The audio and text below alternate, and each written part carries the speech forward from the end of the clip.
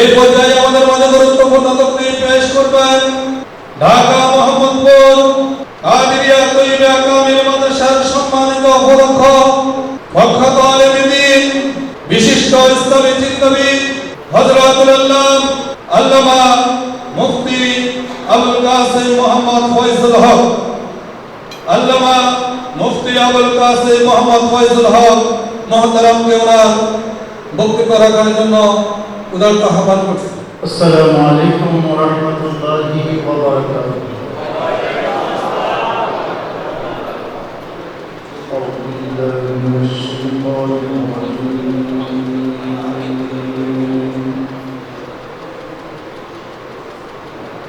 বিসমিল্লাহির রাহমানির রাহিম।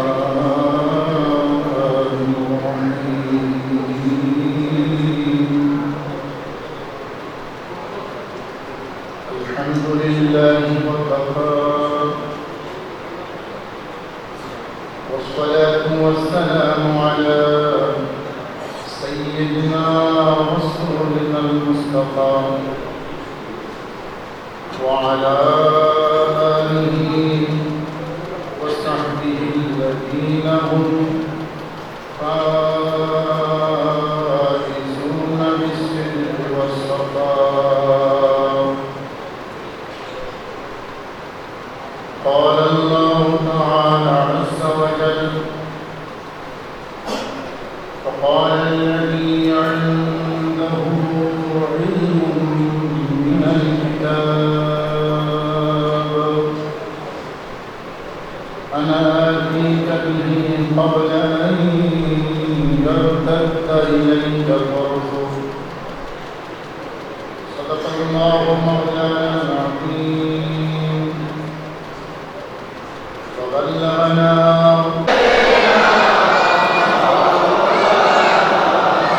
محمدا وعلى آله سيدنا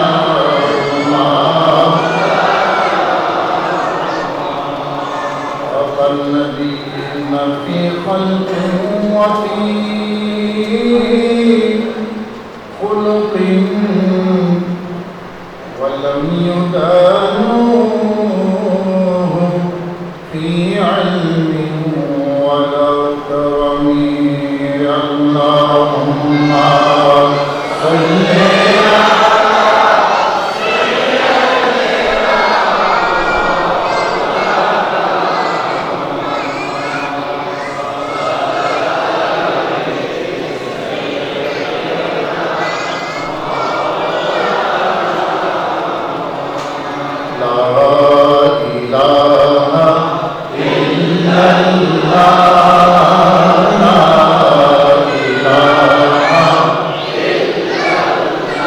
সবাই মোহাম্মদ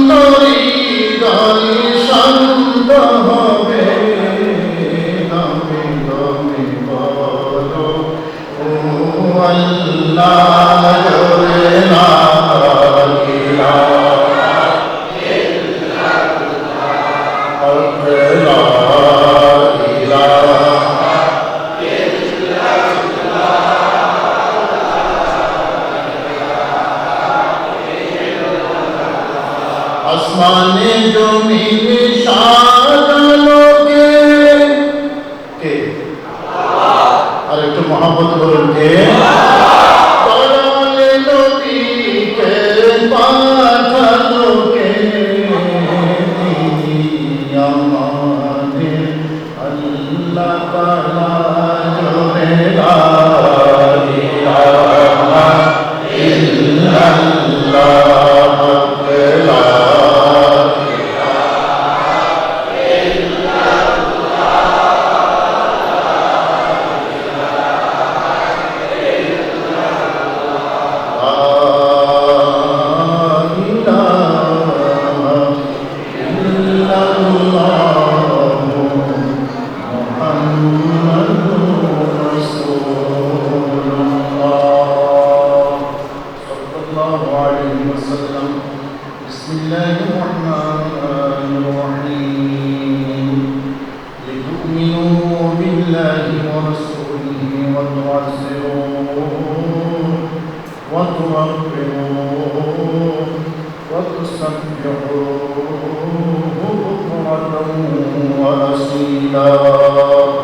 صدق الله مولانا العظيم وبلغنا رسوله النبي الحبيب الكريم সবাই বলুন মারহাবা। আজকে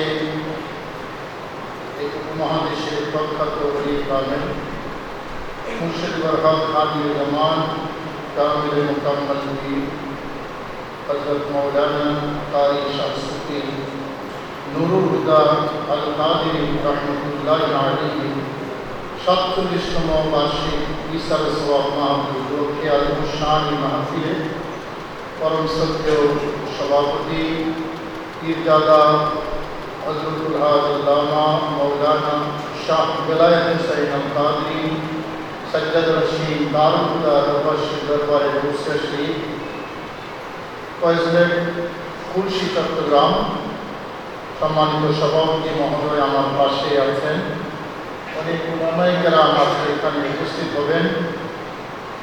আমি গুনাহগার, আল্লাহর দরবারে শুকরিয়া আদায় করি যে আল্লাহ পাক রব্বুল আলামিন দয়া করে, মায়া করে, মেহেরবানি করে একটা দ্বীনি মজলিসে, একটা দরবারে আমাদেরকে কিছু বলার, কিছু শোনার তৌফিক দিয়েছেন। সবাই মহব্বতে আল্লাহর দরবারে শুকরিয়া আদায় করি আলহামদুলিল্লাহ। আমি আমাদের সম্মানিত সভাপতি মহোদয়ের কাছে সময় এবং বিষয় জানতে চেয়েছিলাম। সভাপতি মহোদয় আমাকে যেই নির্দেশনা দিয়েছেন সেই নির্দেশনার আলোকে ইনশাআল্লাহ সংক্ষিপ্ত আলোচনা শেষ করব। আল্লাহ পাক রব্বুল আলামিন আমাদেরকে পৃথিবীতে পাঠিয়েছেন এবং আমাদেরকে একটা দিন দিয়েছেন। এই দিনের নাম হলো, সবাই বলেন, আপনারা একটু বলবেন, আমি একটু বলবো। আমি হয়তো একটু বেশি বলবো, আপনারা একেবারে কমও বলবেন না।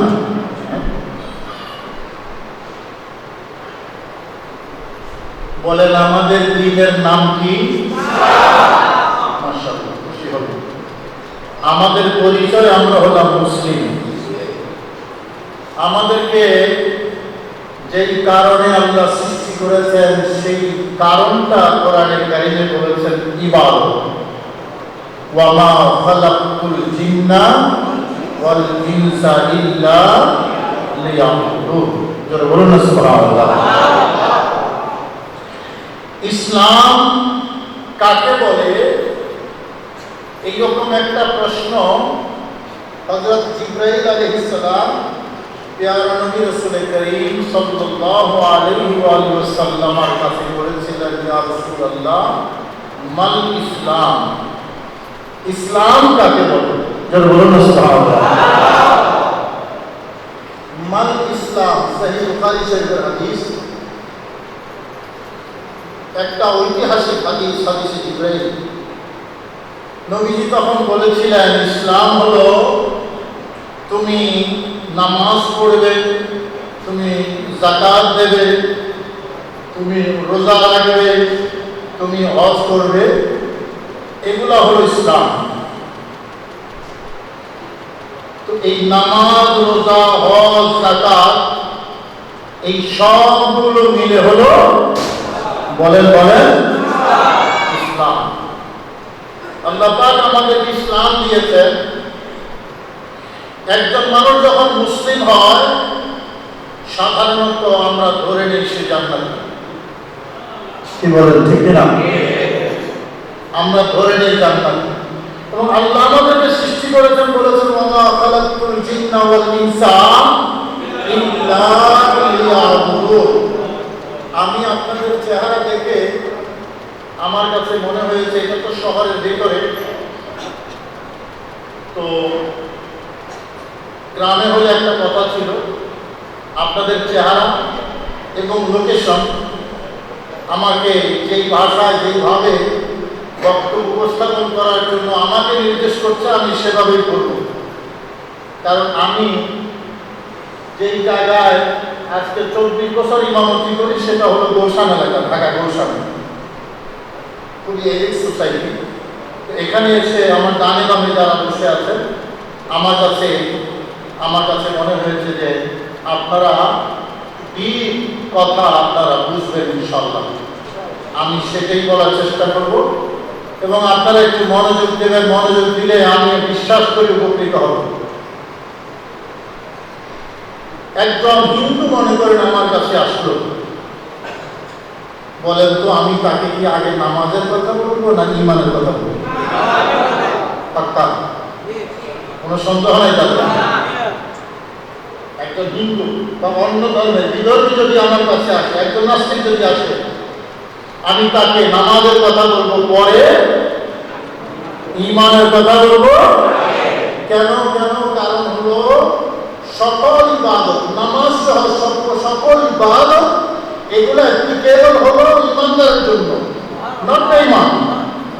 যার ঈমান নাই নামাজ তার জন্য অ্যাপ্লিকেবল না, যার ঈমান নাই রোজা তার জন্য অ্যাপ্লিকেবল না, যার ঈমান নাই হজ যাকাত তার জন্য অ্যাপ্লিকেবল না, যার ঈমান আছে নামাজ তার জন্য, রোজা তার জন্য, যাকাত তার জন্য, হজ তার জন্য, তাসবিহ তার জন্য, জিকির তার জন্য। কথা বলেন ঠিক না? তো আল্লাহ বলেছেন ওয়া মা খালাকতুল জিন্না ওয়াল ইনসা ইল্লা লিয়াবুদুন। আমি তোমাকে বানিয়েছি ইবাদতের জন্য। নামাজ ইবাদত, রোজা ইবাদত, হজ ইবাদত, যাকাত ইবাদত, এবং এটাও আমরা জানি এবং মানি ইবাদত হলো তার জন্য যার মধ্যে ঈমান আছে। ঠিক না?